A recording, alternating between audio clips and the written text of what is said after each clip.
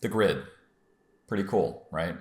So in Photoshop, we have the ability to turn the grid on and off by hitting Command, single quote.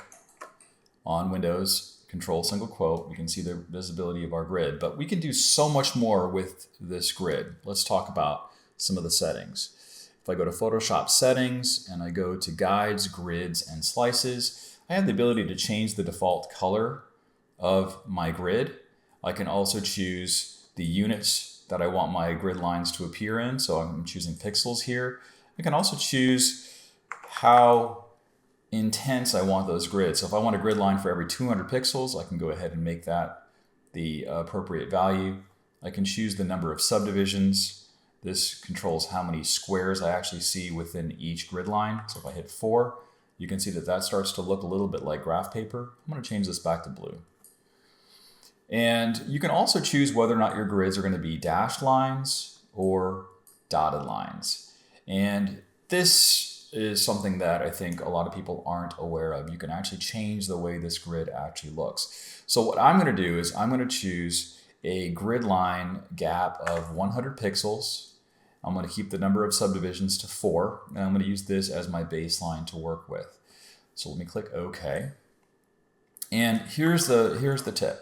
So I want to be able to utilize this grid and manipulate this grid. Right now, the grid is only visible as something that I can use as reference. So if I'm actually drawing, say for example, I have the ability to see the grid, but the grid is not on a specific layer. It's just something that we can use as reference. But if I want to actually make use of the grid, then I'll have to rely on making a screenshot of this grid. So this depending upon whether you're using Mac or Windows, but more likely than not, you probably have a default screenshotting utility on your computer. I use a program on the Mac called CleanShot X, which is a paid program, but you can also take screenshots for free on the Mac as well. But going into those details might be beyond the scope of this video, so I'm just going to leave it there. But I'm going to make a screenshot. I'm just going to go ahead and drag on the canvas itself. It makes a screenshot. I can drag this screenshot in, and we can see a copy of my grid. Now, let me, just for the sake of argument, let me turn off the grids that I currently have on. If I hit Command, single quote, now I can see my screenshot. And here's where this gets really interesting. So I'm going to go ahead and use the transform tool, and you can see that that grid is now manipulatable, right? I can hit the transform tool, I can right click, I can choose perspective and change the perspective, and I can warp it, I can do all sorts of things to it, right? So I've got this specific grid here. I can make a copy of it by hitting Command J.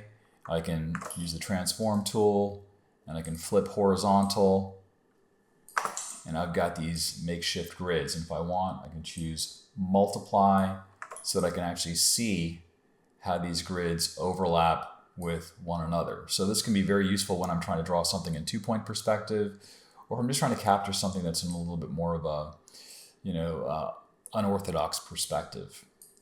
Now, this is all fine and dandy, and I'm going to hit undo here, but I don't want to have to go through this process of making a screenshot every single time. So what I opt to do is I opt to take advantage of Photoshop's library.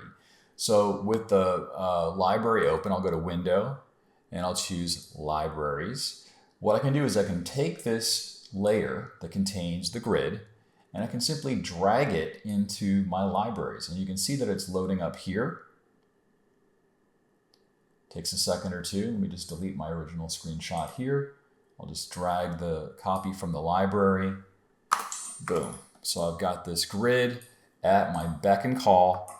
I can use this grid in so many different ways. Let me show you a few methods that I think might be helpful. If I use the transform tool, and let me right click and choose warp, I have the ability to choose from different types of warps. If I, for example, want to have an arc, maybe this is looking at a bird's eye view looking down on a building, I can choose arc.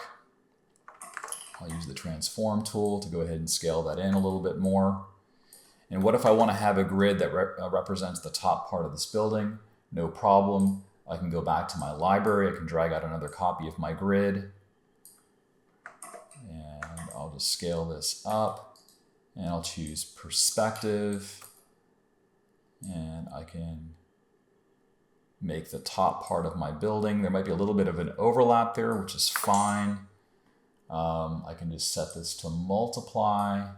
And so now I can see that here's the side face of my building, and here's the top part of my building. I can easily go back through on a new layer and say, for example, draw these elements in. I'm going to show you a quick way of actually getting this specific curve, because drawing this might be too difficult. So what I like to do is I like to hold down the Command key and click on the layer that contains that curve. Make a brand new layer and just go up to Edit, and I'll choose Stroke. I'll give this a 10 point or 10 pixel stroke on the inside, and voila, I've drawn that particular part.